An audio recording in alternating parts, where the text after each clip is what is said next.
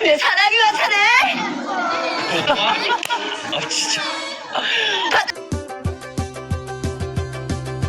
You're on the phone with your girlfriend, she's upset. She's going off about something that you said. But she doesn't get your humor like I do.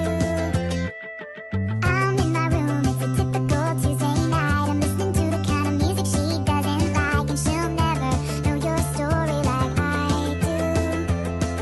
'Cause she wears short skirts, I wear t-shirts. She's cheer captain and I'm on the bleachers. Dreaming about the day when you wake up and find out what you're looking for has been here the whole time. If you could see that I'm the one who understands you, then you're all alone. So why can't you see? You belong with me. You belong with me. Walking the streets with you and your worn out jeans. Yeah, let's go. Get it.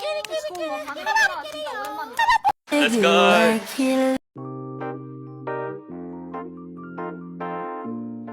A. Perencanaan usaha jasa profesi dan profesionalisme. Perencanaan usaha jasa diawali dengan membangun visi dan menetapkan cita-cita setelah mengenali potensi atau kekuatan diri, mengarahkan, dan berupa mengembangkan potensi tersebut. Profesional adalah orang yang berprofesi mempraktikkan keahlian tertentu sebagai kegiatan pokok untuk dapat memperoleh nafkah hidup. Ciri profesional diantaranya: 1. Terus-menerus mengembangkan ilmu dan keahlian. 2. Memiliki keahlian khusus dengan latar belakang pendidikan tertentu. 3. Mandiri independen. 4. Bekerja sebagai kegiatan utama. 5. Cara kerja tertib dan bertanggung jawab. 6. Berorientasi pada pelayan pengabdi kepentingan umum. B. Produk jasa, profesi, dan profesionalisme. 1. Identifikasi produk jasa. Produk memiliki ciri, tidak berwujud, tidak dapat dipisahkan dari sumbernya, daya tahan yang tergantung permintaan, mudah berubah-ubah tergantung pada kapan, di mana, siapa penyedianya. Contoh, jasa penyedia makan bagi usia balita, dilengkapi informasi gizi dengan kreatif dibentuk beraneka ragam macam boneka, bunga, atau kartun. Usaha jasa berbasis pelanggan adalah jasa yang dibuat atas dasar sasaran layanan pasar dan variabel yang berpengaruh signifikan atas penggunaan jasa oleh pelanggan. Industri kreatif merupakan pemanfaatan kreativitas, keterampilan, serta bakat individu untuk menciptakan kesejahteraan dan lapangan pekerjaan dengan menghasilkan daya cipta dan kreasi seseorang. A. Ide dan peluang usaha jasa profesi dan profesionalisme. Ide dan peluang usaha jasa profesi dibangun melalui kreativitas dan inovasi pelaku usaha. Kekuatan industri kreatif saat ini diantaranya industri kreatif berbasis teknologi digital atau disebut digital company. Industri kreatif digital terdapat games, education, music, animasi, software, dan sosial media. B. Sumber daya yang dibutuhkan dalam usaha jasa profesi dan profesionalisme. Sumber daya manusia sebagai pelaku usaha jasa profesi dan profesionalisme harus memiliki persyaratan-persyaratan yang disesuaikan dengan sektor yang membutuhkan jasa tersebut. Persyaratan berupa kompetensi kerja perlu dikembangkan pada seorang profesional, meliputi 1. Kompetensi personal atau emotional stability, self-management, orientation towards work. 2. Kompetensi sosial atau capability for communication and teamwork. 3. Kompetensi teknis atau subject-related skill, knowledge, and abilities. 4. Kompetensi metodologi atau analisis, planning, abstract thinking, implementation, and control information. Keterampilan bekerja yang dikembangkan oleh seorang profesionalisme meliputi 1. Komunikasi, berkontribusi produktif dan hubungan yang harmonis di antara karyawan dan pelanggan. 2. Teamwork, berkontribusi produktif terhadap hubungan dan hasil kerja. 3. Problem solving, berkontribusi produktif terhadap hasil guna. 4. Inisiatif dan enterprise, berkontribusi untuk hasil guna yang inovatif. 5. Self-management, berkontribusi untuk kepuasan dan pertumbuhan pekerja. 6. Belajar, berkontribusi pada peningkatan berkelanjutan dan ekspansi pada pekerja dan operasi perusahaan dan hasilnya. 7. Teknologi, berkontribusi untuk melaksanakan pekerjaan secara efektif. C. Potensi produk jasa di daerah. Jasa profesi berkembang tergantung wilayah setempat di mana masyarakat membutuhkan layanan jasa tersebut. Di antaranya, yang pertama wilayah industri. Sebagian besar waktu pekerja digunakan di industri, sehingga membutuhkan jasa-jasa laundry, jasa catering, jasa penitipan anak, dan sebagainya. Yang kedua ada wilayah perdagangan, memungkinkan dapat dikembangkannya jasa paket pengiriman, baik domestik maupun ekspor-impor, jasa transportasi, jasa keamanan, dan sebagainya. Yang ketiga ada wilayah pemukiman, dapat dikembangkannya jasa penyedia makanan atau restoran, jasa servis AC, jasa salon kecantikan, dan sebagainya. Selanjutnya ada wilayah pariwisata, jasa pembuatan souvenir, jasa kafe, jasa pemandu wisata, jasa pelatihan bahasa Inggris, dan lain-lain. Selanjutnya ada wilayah pertanian, dapat dikembangkan jasa operator alat berat, jasa pengeringan hasil pertanian, jasa penyedia benih, dan lain-lain. Selanjutnya ada wilayah peternakan dan perkebunan, dapat dikembangkan jasa wisata lingkungan, jasa pembersihan kandang, jasa pembuatan kompos, dan sebagainya.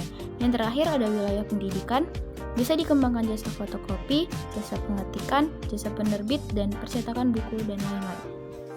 D. Proses produksi. Proses produksi jasa profesi dikembangkan sesuai potensi daerah masing-masing, sesuai dengan bakat, minat, dan daya dukung di daerah setempat dengan memperhatikan kebutuhan pasar melalui beberapa langkah-langkah pelaksanaan informasi proyek meliputi 1. Simulasi profesi di mana Anda bekerja. 2. Bagaimana situasi yang ada. 3. Pelanggan yang membutuhkan. 4. Tugas yang diberikan pelanggan. 5. Pelaksanaan tugas. 6. Jaringan pendidikan baik formal maupun non-formal dan pekerjaan yang mendukung profesi. 7. Pengorganisasian. 8. Penyelesaian proyek. 9. Lampiran. C. Perhitungan harga jual produk jasa. Metode penerapan harga produk secara teori dapat dilakukan dengan 3 pendekatan. Yang pertama, pendekatan permintaan dan penawaran atau supply and demand approach.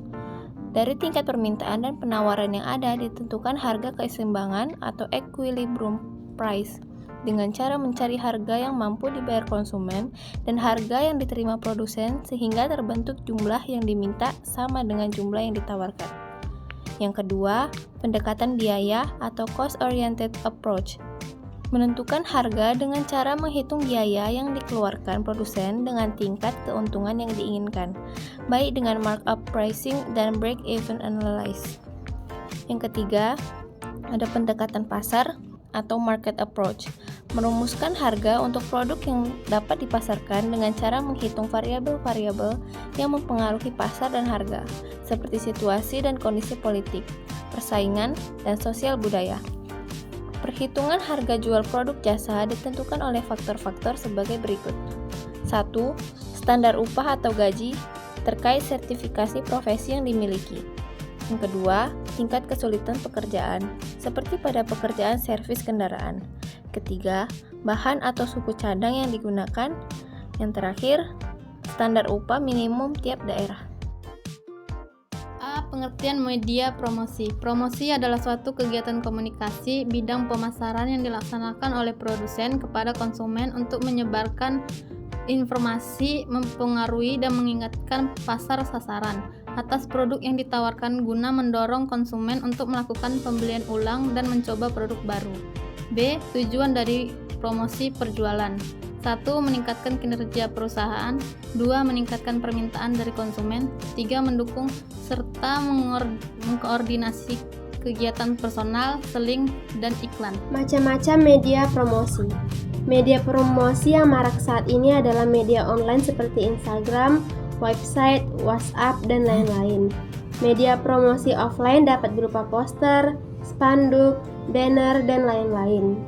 Media internet menjadi sangat bermanfaat ketika sebuah website menjadi media tempat untuk memasarkan produk, baik produk barang maupun jasa, lewat promosi langsung maupun online.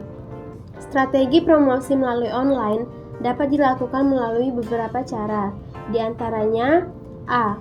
Website bisa menjadi cara promosi berbasis komunitas yang dibangun melalui gambar bergerak maupun tidak bergerak. B. Berbagai gambar melalui Pinterest. C. Aktif di media sosial dengan postingan foto, kutipan, jejak pendapat yang berhubungan dengan bisnis dan secara bertahap dapat mendorong produk yang dipromosikan. D. Membuat blog tentang produk yang dipromosikan yang langsung link ke Facebook atau Twitter. E. Jaringan sesama bisnis. F. Menggunakan iklan. G. Menulis di media online lain. Media promosi usaha jasa profesi dan profesionalisme. Yang pertama ada iklan pada media cetak, yang kedua radio, televisi, dan brosur, yang ketiga poster.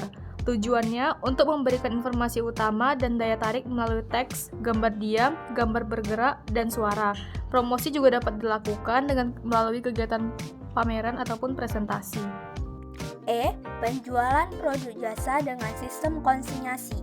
A. Pengertian sistem konsinyasi. Penjualan dengan sistem konsinyasi adalah penjualan dengan cara menitipkan produk kepada pihak lain untuk dijualkan dengan harga jual dan persyaratan sesuai dengan perjanjian antara pemilik produk dan penjual. Perjanjian konsinyasi berisi mengenai hak dan kewajiban kedua belah pihak. Penjualan merupakan sumber utama penghasilan dan hasil akhir yang ingin dicapai. Informasi yang harus ada dalam perjanjian konsinyasi adalah nama pihak pemilik barang atau konsinyor, nama pihak yang dititip barang atau konsinyi, nama dan keterangan teknis barang yang dititipkan, ketentuan penjualan, ketentuan komisi atau keuntungan yang akan diperoleh toko. Kegiatan penjualan tidak terbatas pada tempat tertentu atau melibatkan banyak orang, penjualan secara langsung, tetapi melakukannya dengan sistem online, termasuk juga promosi dan penerapannya. Penjualan produk jasa dengan sistem konsinyasi. Penjualan merupakan sumber utama penghasilan dan akhir yang ingin dicapai. Perencanaan usaha dilakukan dengan beberapa tujuan utama. Tujuan-tujuan tersebut diantaranya ialah: pertama, action plan. Tujuan pertama dari perencanaan dalam sebuah usaha ialah sebagai rencana aksi, di mana aksi yang dimaksud lebih kepada problem solving atau langkah menemukan solusi. Dalam setiap usaha akan selalu ada kendala yang saling berkaitan antara satu dengan yang lainnya. 2. Round up. Adanya perencanaan dalam sebuah usaha tujuannya agar fokus dari usaha tersebut tetap terjaga. Hal ini sesuai dengan komponen dari perencanaan itu sendiri, yakni visi juga misi. 3. Materi penjualan. Tujuan adanya perencanaan usaha selanjutnya yaitu sebagai materi pendukung aktivitas penjualan. Perencanaan yang matang dapat memberi efek signifikan pada penjualan. Penjualan yang baik dapat dijadikan gambaran akan prospek usaha tersebut di masa depan.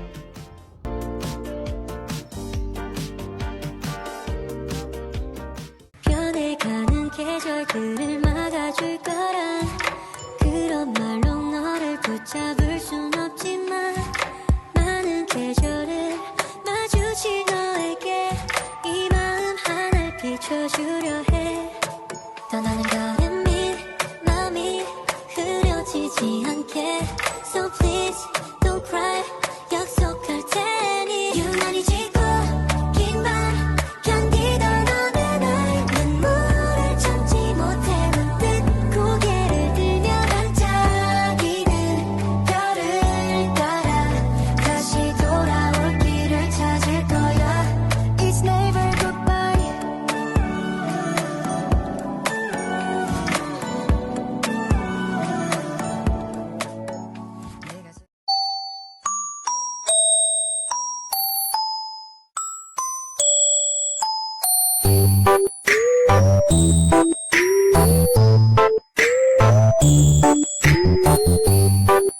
ada